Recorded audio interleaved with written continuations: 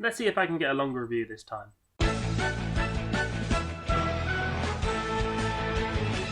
Out of the episodes that I've aired this series, I think that yesterday's was the most entertaining. Of course, I am not counting the first half of the series that I actually consider a separate series, because actually being pretty much a separate series.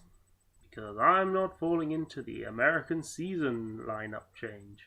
So yesterday's episode was a ghost story, and in true Doctor Who fashion, that meant that they proved that it wasn't a ghost pretty early on. I do like how in Doctor Who, whenever they do a ghost episode, they have a different thing that the ghost is each time, rather than it always being the same thing. I'll be honest, I didn't really care for the main romance story.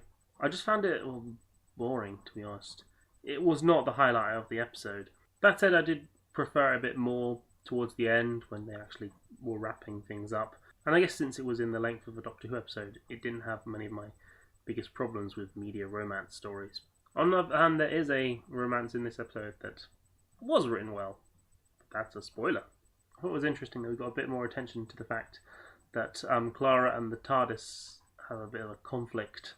The first time we saw this conflict, it could have just been that the door was locked or something. This time it was very much confirmed that, yes, the TARDIS has issues with Clara. What issues are they?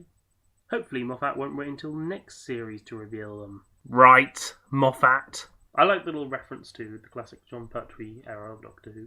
The trailer for next week's episode looks really exciting. I really do like when the series explores other parts of the TARDIS. After all, it's not just bigger on the inside, it's huge. The last time we got a proper exploration of the TARDIS was in an episode written by Neil Gaiman, and he's going to be writing another episode of this series, which I'm also looking forward to.